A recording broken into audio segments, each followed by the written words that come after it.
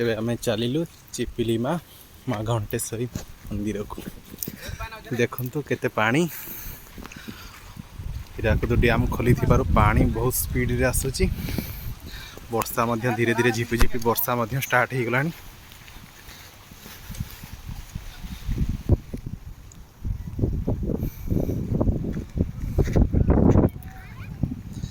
ଦେଖନ୍ତୁ ପାଣିର ଗତି କେତେ ସ୍ପିଡ ରହିଛି।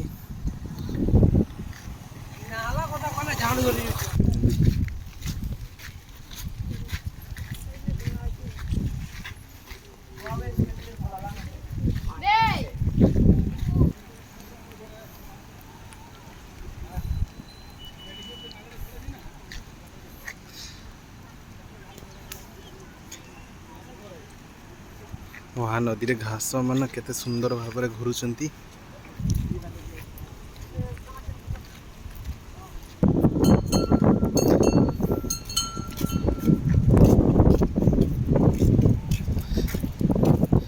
ସମ୍ବଲପୁର OPHCର ଇଲେକ୍ଟ୍ରିକ୍ ଡିଷ୍ଟ୍ରିବ୍ୟୁସନ୍ ସେଣ୍ଟର। ଆପଣ ଦେଖିପାରୁଥିବେ ମନ୍ଦିରକୁ ପ୍ରସ୍ଥାନ ରାସ୍ତା। ଇଏ ହେଉଛି ଏଣ୍ଟ୍ରି ରାସ୍ତା।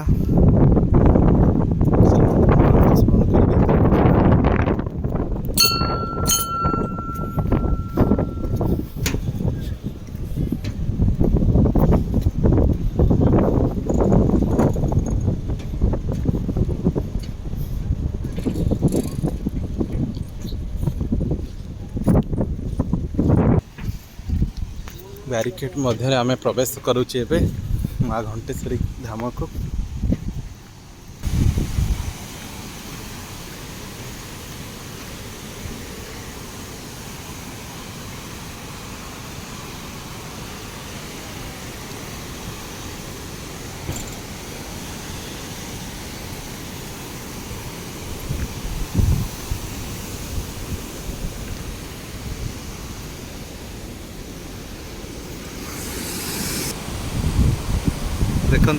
ଦେଖନ୍ତୁ ବନ୍ଧୁମାନେ ସବୁଆଡ଼େ ଜଳମଗ୍ନ।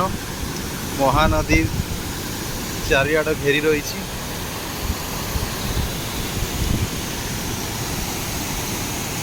ଜଳର ସ୍ରୋତ ବହୁତ ଅଧିକା ରହିଛି ଏବଂ ମାଙ୍କର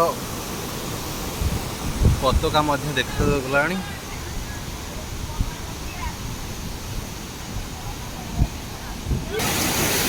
ଦେଖନ୍ତୁ ନିକଟରୁ ବନ୍ଧୁମାନେ କେତେ ପାଣିର ସୁନ୍ଦର ଦୃଶ୍ୟ।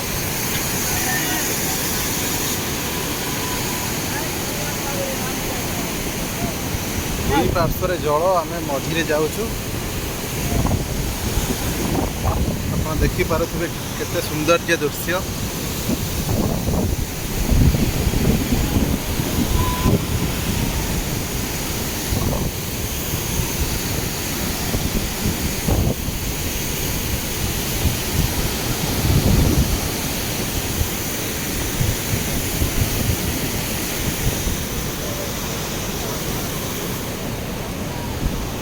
ପାଣି ଦେଖିଥିବେ ବନ୍ଧୁମାନେ କେତେ ନିକଟରେ ପାଣି ରହିଅଛି। ମାଙ୍କର ଇଏ ଦ୍ୱିତୀୟ ଘଣ୍ଟି। ଚାଲନ୍ତୁ ମାଙ୍କୁ ସ୍ମରଣ କରି ପ୍ରବେଶ କରିବା।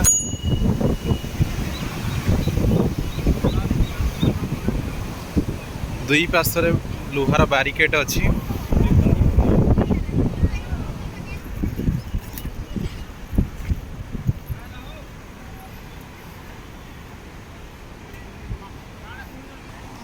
ଏବେ ପାହାଡ଼ ଆରମ୍ଭ ହୋଇଯାଇଛି ଆଉ ପାହାଡ଼ର ସାଇଡ଼ରେ ଡ୍ରେନ୍ ଗୋଟେ ହେଇଛି। ସେ ଡ୍ରେନ୍ ଉପରେ ଆମେ ଯାଉଛୁ ଏବେ। ଦେଖନ୍ତୁ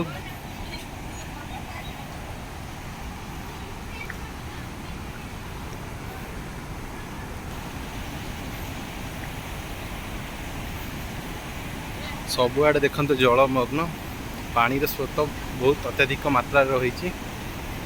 ଶ୍ରାବଣ ମାସ ହେଇଥିବାରୁ, ବର୍ଷା ଦିନ ଥିବାରୁ ବର୍ଷାର ପରିମାଣ ବହୁତ ମାତ୍ରାରେ ହୋଇଅଛି।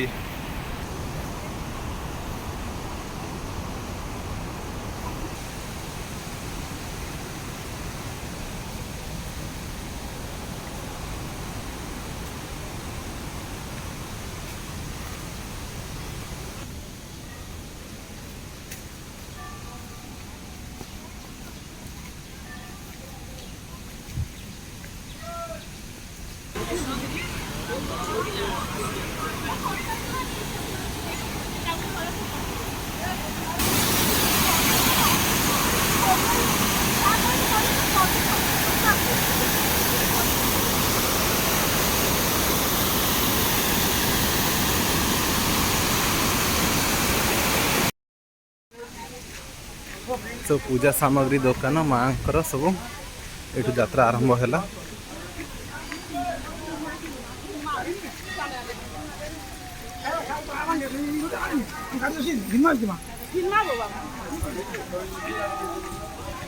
कावड़िया बंधु माने आज आसी माँ को दर्शन करने।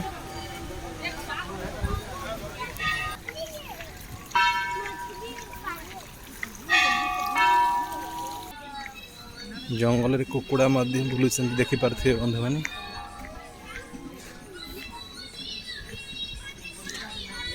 फोटो उठाइबा के सुंदर भाव में सजा जाइए।